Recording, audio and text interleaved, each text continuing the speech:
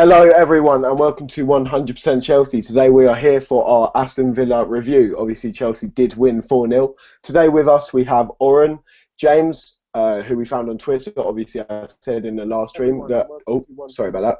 Obviously I said in the last stream that we'll be getting some of you guys on to give your opinion, something different, maybe a different person every week. James may be on soon, maybe for a Swansea preview, we'll see. And also we have a Villa fan, Matt. How you doing? Yeah, I'm not too bad really, considering the situation. I suppose it could be better, but there we Yeah, go. so There we go. we'll start off with you. Obviously, what do you make of what hasn't been the best season for Aston Villa this year?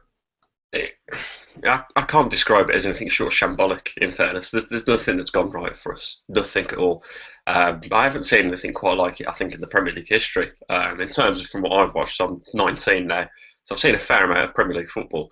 And I've not seen anything as bad as this. Derby wasn't as bad as this. The situation with Sunderland a long time ago as well wasn't as bad as this. I don't think there's anything that's been as bad as Villa's demise this season. You look at us, we were challenging Chelsea 8 years ago, 10 years ago, and then we're right at the basement. It's shameful. Yeah, obviously it's not the best position to be in. I'm sure you guys are gutted. We're sort of gutted for you to see such a well-established Premier League side go down to the Championship. But yeah, James, what did you make of the game yesterday? Obviously, you have to take the quality of the opposition in mind, and as Matt was saying, Aston Villa is just not at the races this season, but I thought there were positives to take, particularly the debuts of a few youngsters. Miazga was very impressive, I thought. Again, opposition not amazing, but I thought he showed something that we've been missing as a defence, particularly since David Luiz left, and when Terry's not on the team. We also missed this was Miazga was looking over the top with long balls pretty much every time he got it, and I think that's important for us. But yeah, I think the bright spark of the day was the youth involvement, and then Pato getting off the bench and scoring from the penalty spot. It's good to see him in the Chelsea shirt finally, and hopefully more to come then at Swansea this week as well. Yeah, obviously prior to the game, the main talking point was the team that Chelsea did put out.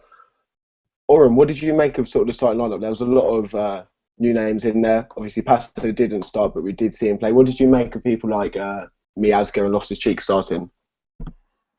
I thought, in a way, I thought it would saw from the team he put out. As in Chelsea, don't usually put that many youngsters on at once. You could tell that Gus knew that this wasn't going to be that tough of a game, and that's why maybe he started all these youngsters. And I think he gave a lot of players day off, knowing there'd be tougher games ahead. But in contrast to that, I thought Miazga played well, Ruben Loftus-Cheek played well, and he got his first goal. And like James was saying, Pat came off the bench and scored his first goal. So there was a lot of positives to take out of the game. Yeah, definitely. Seeing Loftus-Cheek score was just one of the best parts. I was really happy that we actually put out players that have a bit of fight. People like Hazard was dropped. I've got to admit, I was really disappointed to see that Remy started. Don't get me started. Yeah, it's no kept secret that I'm not a fan of Remy. I've said that all season. So yeah, I was pretty disappointed. I was glad to see him come off so early. I would have liked to see Traore get a bit of a run around. Unfortunately, he didn't. I do think he should have started. And is Costa back for Swansea next week? Thinking about it. No, his suspension got extended, so he's missing for Swansea too. So he'll be back. Okay. I think his first game back is we have City at home. Yeah. So in that case, I'd definitely like to see Traore start against Swansea. Up front. To be honest, though, I'd like to see us play sort of a different formation. I'm bored of this sort of 4-2-3-1.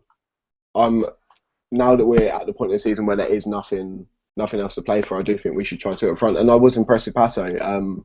Obviously, he did only score one goal, which was a penalty. I thought his positioning was incredible. He was always in the right place at the right time, something that, although Costa is a much better striker, more complete, Costa's positioning is reasonably poor. He spends a lot of his time out on the left. Pato wasn't like that. He was always on that last line of defence. He was offside a couple of times. Obviously, that happens. But more about Villa anyway. I must say, in that second half, you guys were getting a little bit sort of...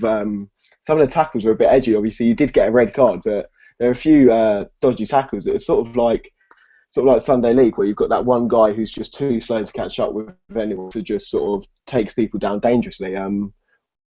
Has that been sort of like a problem for Villa this season? Have they just sort of, I don't know what they've been getting with bookings but stuff like that, but they just seemed tactically it's gone wrong, really.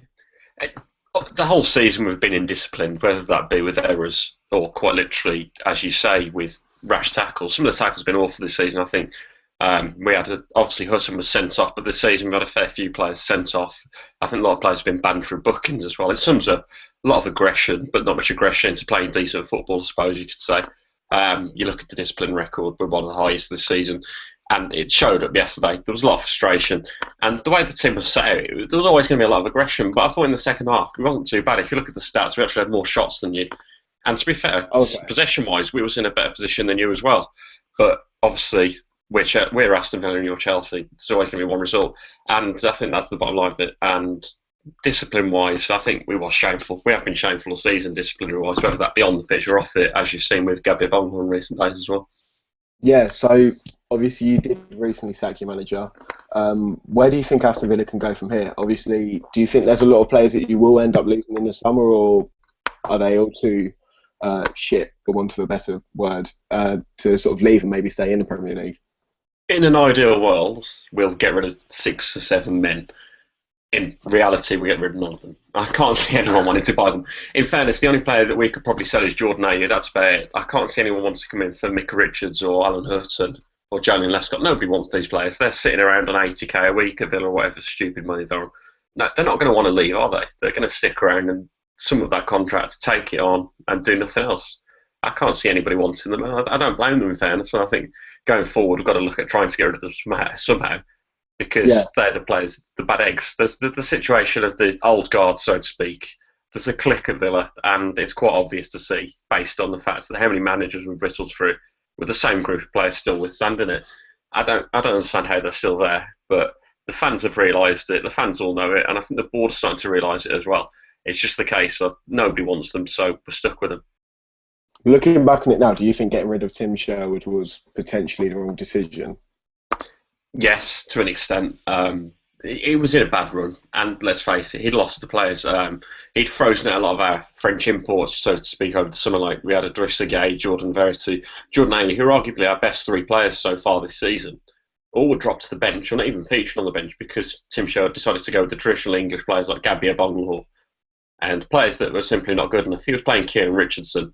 He'd have had Joe Cole back in there if he could as well, I'm sure of it. I think that's the issue with Tim Sherwood. He didn't want to play the new players, it seemed to be, and that affected us massively. It all fell apart from him pretty quickly. But yeah, overall, I do feel that it was a wrong decision. I think it was a knee-jerk reaction, and it's cost us. Yeah, so lastly, before I go on to the game, last thing about Villa, just for the people that are watching and may not know a lot about what is happened, what do you sort of put the blame on? What has happened with Villa this season and why? The main issue's been we've invested money, but we've gone with, you've all heard of the Moneyball approach. Gambling on players, cheap foreign imports that you hope are going to pay off. You invest in them and you hope you can get a big return on them. We've done it before with English players, but now with foreign players. And that sort of backfired massively because we brought in 11 players over the summer. And to try and gel 11 players into a squad, it's not easy, to say the least. And it's cost us dearly because it's only starting to fall in place in recent months. And there's a lot of quality beneath that squad, believe me. I've seen it. There's a lot of quality, individual good players. But the confidence isn't there. And when there's no confidence and you're in a new country, it's all going to fall apart pretty quickly. And it's much deeper than that. It's all to do with Randy Lerner and his ambition to sell the club and his general just consent to decide to just leave the club and walk out, essentially. He's not been at Villa Park for a long time. And the investment's slowly dwindled, and so's our fault. Yeah. What is it that's happened with Randy Lerner then? Well, he invested a lot of money when he first came to the club. He was actually one of the richest owners in the Premier League when he first came in. He was up there with Abramovich and your Kroenkes at Chelsea and Arsenal. And he's invested a lot of money, and it was going well. We got to the Carling Cup final 2010, all looking very strong, all very rosy, finishing 5th and 6th in the league. And then he sort of decided, oh no, we're not getting any further. We haven't got the money to compete with Manchester City, Chelsea and Arsenal. He decided to cut the string short, and his assets stripped the club, and it's all fell apart since then. And he's fell apart. He's fell out of love with the club as well, which I don't blame him, in fairness. So it's all gone badly for him, I'd say, and he's ruined a reputation which was quite strong up to 6 years ago. Yeah, it's definitely disappointing to see. Oran, how do you think Chelsea will sort of go out against Swansea? Because obviously we did put out a lot of young players due to the fact that, as you said, Aston Villa isn't really one of the greatest tests in the league now. Do you think we'll see a lot of these young players start against Swansea due to the fact that there's not a lot more to play for now, or do you think he's going to go for a more sort of suitable approach for a team like Swansea, who are obviously a little bit better than Aston Villa? Yeah, I think he'll probably go for the more established players, and if JT's fit, he'll play JT, and same with he'll probably bring in Cahill again, and then Ivanovic will probably be back a right back, and then Dave will probably be a left back. But I can't see Loftus-Cheek starting the game because I think he is one of the players that deserves a chance more than the others, just because he's, I don't know the word for it, but like, you know, he's proved himself more. To give himself a chance, while the others have just had that Villa game. And like I said before, Villa aren't just up to the Premier League standard at the moment. But like Swansea's a different ball game. I think Traore will start that one instead of Remy. I don't think Remy's up to the pace. But sorry. Yeah, I completely agree. On, No, I was just saying I completely agree. I don't like Remy, and I think he's one of the, hopefully, many players that will be leaving in the summer, because just like Aston Villa, we do need to have a clear out. We've got a lot of dead weight in that team that do need to leave. Again, as Matt did say, there's a lot of players that are on monster contracts and don't deserve it, have took it for granted. And I mean, they have had an awful season. We've had just as disappointing a season, on our standards anyway. So yeah, we've got a lot of changes to in the summer, definitely. But yeah, the squad that will be playing against Swansea will be just so different to the one that played against Villa, because they're just a different standard in players. And I know Swansea aren't doing as well as like everyone thought they do, but there's just a massive difference between Swansea and Aston Villa this year, massive. So with these last few games of the season, what would you do for you to maybe start a few more of the youth players to see if they can sort of get a bit of confidence ready for next season, hopefully get into the team there, or would you play some of the players who have had poor form maybe just to give them that last chance to maybe prove themselves that they can stay at the club and that they do have a future? Personally, I'd probably play a lot of the youth, but because Gus, I think, knows he won't be there next season. There's no point in playing There's no point in playing the youth in his mind, because he wants to win every game he can. So maybe he'll get a job next season, because he 100% won't be at the club next year. Yeah. So obviously the transfer window is now approaching. Who would you like to see leave Chelsea? Remy, and the way Hazard's been acting, Hazard, and then Courtois come out with a lot of comments, but I'd like to still give Courtois a chance, because, you know, what other goalkeeper can we get that's as good as Thibaut Courtois? There's very few options available, and it is a shame to hear all this after we did obviously prove ourselves as a club to Courtois in a very strong way by getting rid of our greatest goalkeeper that the club has ever seen, so that he could get first team. And we even let him knock us out of the Champions League semi-final to keep him happy a few years ago. Yeah, that's it. It is definitely disappointing to see. What do you make of Matic anyway, Oran? Do you think he's another player that should be leaving? Because personally, obviously, I know that he did have a great season last year, but in my eyes, he's arguably been our worst player this season. Obviously, Hazard has been extremely poor, but for Matic's job, that is realistically supposed to be just a simple holding midfield sort of defensive task, he has been woeful. Well, in my opinion, Matic was probably, if not the second best player in our team last year, and now his form has dipped.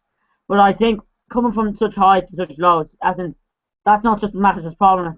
It's been a joint problem throughout the squad this year. So I think he needs to be given a chance, because he hasn't really been moaning too much this year. He's been getting on with it, even though we've been on bad form, unlike Hazard and Courtois. So I think Matic does deserve to be given another chance at the club next year. Okay. Who would you like to see leave, or even potentially come in, James? Obviously, with the fact we don't have European football now, it is going to be difficult to get some of these top players that we were sort of looking at getting last. I think it's almost a better question to ask who we should keep rather than who we should sell. Going through our team, the players that I would keep, I definitely want to keep Zuma, Dave, JT. Who knows what's going on with that? I don't understand why we would even be thinking about letting him go. And then I would keep Willian, give Hazard another year. I think Cesc is showing that he's working hard to stay at the club, so I would keep him there. But beyond that, it's hard to think of names that really deserve a place after this season. I think, as a few of you have been saying, one of the biggest problems this season has been Matic, and I personally don't think he's been the same since that red card against Burnley last season in, I think, February. Ever since then, his form has been a bit off, and just like the whole team, we haven't really been that great since last time we played Swansea away, actually. But yeah, in terms of arrivals, like you say, it's harder to know who viable targets are without European football.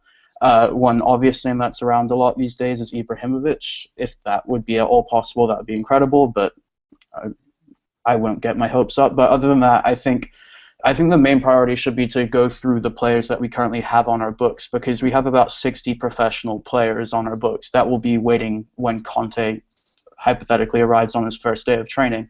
And in those players, there are some good players, so I think we should go through them first before we make any large investments. But I think the key areas would be we need a centre-back, and we also need a midfielder and a striker, but I think we're set on wingers, but considering we have Cuadrado and Salah still to come back from loan and a Serie A manager coming to the club next season. Yeah, obviously you were just talking about loan players. For me, one loan player who definitely, without doubt, needs to be in that team next season is Nathan Ake. He has had a quality season at Watford and has been one of the best fullbacks in the league. He should walk into that team next year, and I'd like to see JT say, obviously, it is ridiculous that we're even going to consider getting rid of him. And I think a back four of Ake, John Terry, Zuma, hopefully when he's back, and Azpilicueta could be a very, very strong back four. And I do like the sound of that very much. But he's one loan player that I definitely think should come back. Oran, is there any other loan players that you think should maybe come back and hopefully walk into that team next season?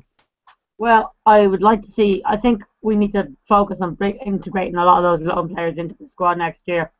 As realistically, without Champions League football, we won't be able to bring in the best quality of player that should be playing for Chelsea Football Club.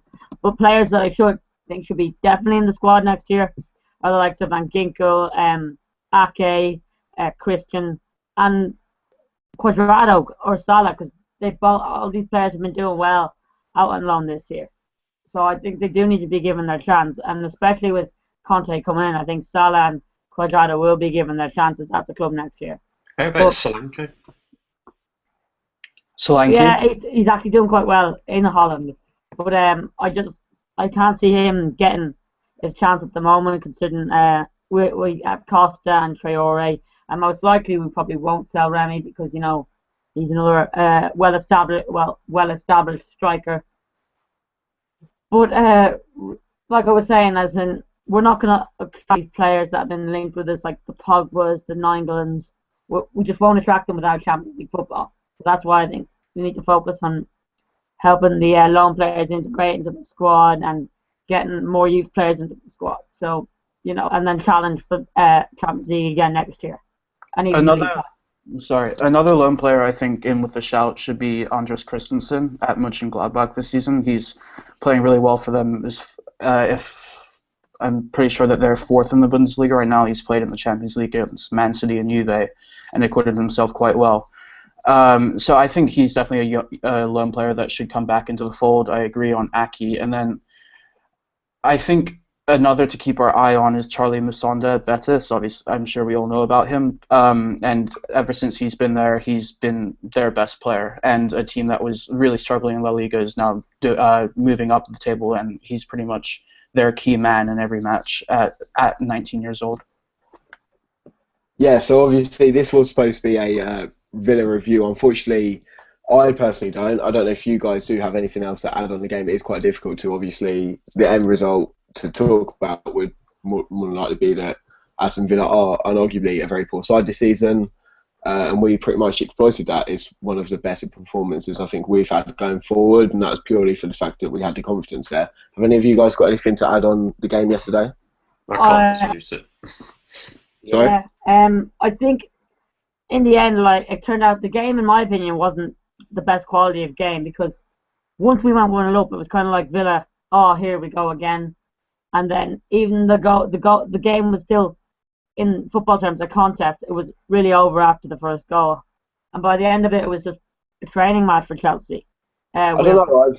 I agree with what Matt said. They did have a few dangerous chances going forward. About the 10th minute after we scored our fourth, I did have money on a 4-0 bet. I could have got about 25 quid. Saw Villa going forward.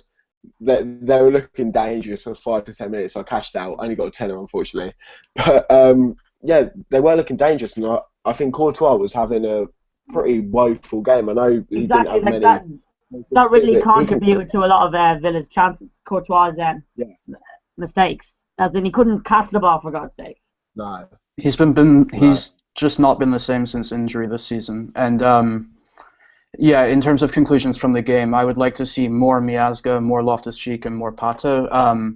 I don't necessarily think the season is gone. I think we could still edge our way into Europe, especially with Southampton dropping points today, and other teams around us aren't really in peak form. So I think we could still sneak into Europe, Europa League, not Champions League, obviously. But yeah, I don't think playing the young players is going to hurt our chances with that. In fact, I would say playing the players who haven't shown much effort or drive this season will mean that the season fizzles out. But recently, every time a young player has played for the first team, they've been one of the best players on the park and trying harder than anyone.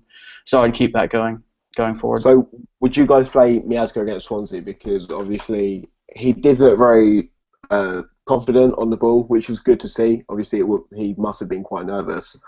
But the thing is, he didn't really have much to do. So it's hard to say that he proved himself when there wasn't many opportunities for him to prove anything. He didn't really stand out. He was there. He done his job well, but there's nothing you can really take away from it due to the fact that he didn't really have much to do the whole game.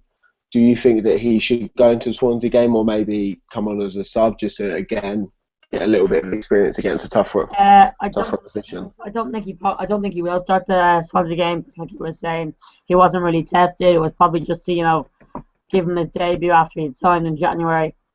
But I couldn't really see him coming on in the Swansea game unless he had an injury, because in my opinion, during games, I think it's really bad to disrupt the back four unless one of the defenders is having an absolute nightmare or is injured. Yeah, so have any of you guys got anything else you'd like to add on the game? Just from a Villa perspective, I thought when Jack Grealish came on, I thought he played quite well. I can't understand why Remy Gard wouldn't be playing him when he was there. There was lots of this there. Yeah. Pardon? I don't know if any of you guys were watching the game. I mean, what Villa done yesterday was unbelievable with the banners that they held up in, what minute was it, Matt? 74. 74. The 74th, so obviously showing when the club was made, wasn't it? 1874, yeah. A lot of strong evidence of that. Very important thing to Villa fans is the history, the fact that we were the people that created the Football League. We wouldn't be where we are now without Aston Villa. I know it sounds a bit like I'm blowing our own trumpet, but that's completely true. Without us, there wouldn't be no Football League, and without the Football League, there wouldn't be no Premier League. So, I do think that yesterday did sum up our season pretty well, in fairness. The fact that the first half we contained you fairly well, and in the second half we just imploded. As soon as that second goal went in, we just imploded, and that was that really. And the stats are lying, basically, because if you looked at the game on basis of stats, you'd never think that it'd be 4-0 final score. Has that happened a lot this season? Yeah, a lot. We've played teams, we've dominated. I think some of the playing examples, when we lost to Leicester away right at the start of the season under Tim Sherwood, that was a clear showing of what we are capable of. And then when we played Man United, Manchester City, we've contained Manchester City twice this season. Drew 0-0 with them, and then we got absolutely battered against them a few weeks ago. When we did contain them in the first half, it was 0-0 at half time. Full time, I think it was 5-0, was it? So it just sums up our season pretty well, I think. Yeah, definitely. So if any of you guys didn't see the whole banner thing that Villa did do yesterday, I'd definitely recommend that you try and find photos of it. It was incredible to see, and I must say, obviously I've done a fair few away games this season, and a lot of time there'd be a lot of sort of like beef between the home fans and the away fans, a lot of tormenting, stuff like that, but the atmosphere was strange yesterday in the sense that a lot of Chelsea fans have a lot of respect for Villa. There was a few times when we were obviously singing about them going down and fans were joining in, which was quite strange to see.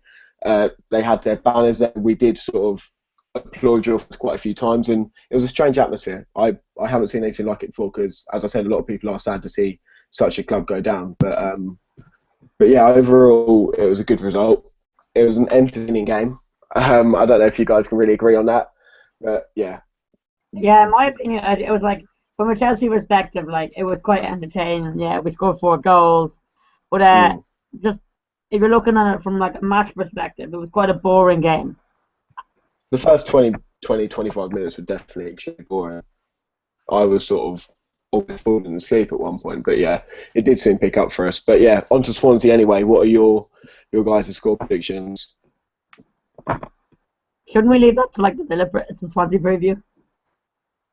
Sorry? Shouldn't we leave that to like the Swansea preview? We can do both. We'll give people watching a sneak preview to that. Well, Swansea drew 2-2 at the weekend. We won 4-0. I'm going for a draw because unless Aston Villa or someone like that, that's all we seem to be getting at the moment. It is always an entertaining game, actually, isn't it, Chelsea versus Swansea? But yeah, I'm going to go for a 2-1 Chelsea win. I'm not looking forward to the travel, but I'd hopefully like to see an entertaining game and have a happy 4.5-hour journey back. But yeah, should be a good game. Anyway, have you guys got anything else to add on today's stream, yesterday's result? No, nothing to add. Let's hope that let's hope we beat Swansea. My prediction is 2-0. Pato to get back on the score sheet. Let's go. Oh, would you start Pato then? Yeah, I think it would be between him and Traore, and then, like you were saying earlier, I think on this formation change may be in order if it's those two, because neither are necessarily cut out to lead the line by themselves. In fact, both have played more recently on the wing. Traore for Vitesse last season, and then Pato in Brazil usually plays on the wing in a 4-3-3. So I think there could be some tinkering about, but I would rather start Pato than Traore just because I think Pato is almost auditioning for a contract for next season, so he needs the minutes, whereas Traore, we know where he stands, and I'm happy to see him come off the bench, but at this point, Pato is more of the unknown quantity. Anything about Falcao? Because obviously he wasn't really happy to when Pato came off the bench yesterday, was he? I forgot about Falcao. Yeah, I mean, it would be good to see him get on the pitch a few times this season towards the end of the season, but I think more than anything, he's a situation where we need to just cut our losses. And yeah, I mean, if he's training well and if he's actually fit, then more power to him. And I'd love to see him on the pitch and maybe he could get some form going. But I'm highly skeptical that would actually be the case. If Falcao is going to get a game in the last couple of games, it'll either have to be against Sunderland and they're already relegated, or against Leicester on the last day of the season and they've already won the title. Other than that, I really can't see him coming on or starting a game at all. Yeah, I completely agree. Anyway, we'll get on to shout-outs. So, James, I'm going to start off with you. Tell everyone about your website and Twitter. Thank you. So yeah, I have a website called eplwire.squarespace.com, and so that's just been started recently, and that's going to be news, columns, anything to do with Premier League. In fact, I would love to get more writers on board, so if you're interested in that, please don't hesitate to get in touch. My Twitter is in the description. It's at JamesMalin8, and yeah, you can find me there. Cheers, boys. Yeah. I've got to admit, I did just have a quick look at the website. It looks really professional. Obviously, you've only had it for a few weeks, so I definitely recommend that you check it out. And Matt, obviously, you've got your own YouTube channel, which is doing extremely well. You've surpassed 1,000 subs, haven't you? Yeah. The Villa View set up a few months ago to fans to moan about. It's good fun. It's good entertainment. Actually, I actually recommend going and watching it for a neutral purpose because there's a lot of entertaining people on there that are quite passionate. So it's great entertainment value in fairness. So go and check that out. On Twitter, the Villa View _ as well, or my personal account at Matt Lynch _Y. I tweet a lot about general football and just gripes and moan about football. So it's interesting if you really want to read about moaning. But yeah. Yeah, definitely. Obviously, a lot of you guys probably watch the True Geordie purely for the fact that every time Newcastle lose, it's fun to watch. So I'd definitely recommend you check that out. It's been an interesting season for Villa, and I'm sure you've had a lot of interesting content to reflect on some of the results, and obviously check out his Twitter, which is also in the description. And lastly, Oran. Yeah, my Twitter is @Tully_Oran. And then I've recently made a YouTube channel called Ginger Marino TV, so have a look at that and subscribe. Yep, from what I know, actually, how many subs are you away from 100 now? You're subs away. I think it was like 3 subscribers away from 100, yeah. So if we could get 3 people watching this video to go and subscribe to him, make sure that he is over 100 subs for the next video, that would be amazing. Also check out his Twitter, which is @Tully_Oran. And lastly, I'll just say some of my stuff. I've also got my Twitter, which is @MaxFerry98. If you could follow that, that would be great. I've only got about 250 followers, and everyone else has loads, and they bully me about it. So please help me. And also, I've got my own YouTube channel, which there will be a video on there soon. Obviously, I've been really busy lately, but we'll hopefully get one on this week. Definitely check that out. We're just short of 600 subs. So if you could get to 600.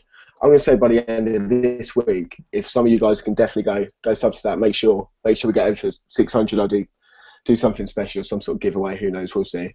But yeah, definitely sub to that. That is the 12th man. There will be a link in the description. Go and check that out, as well as the Twitter, which is @the12thmanyt. So definitely follow everything in the description. There's a lot in there, but it's all entertaining stuff that you should all enjoy. So this has been a Aston Villa review with me, Oran, James and Matt. Leave a like if you have enjoyed. All 100% social media links will be in the description, including Instagram, Facebook, Twitter and Snapchat, so definitely check them out as well.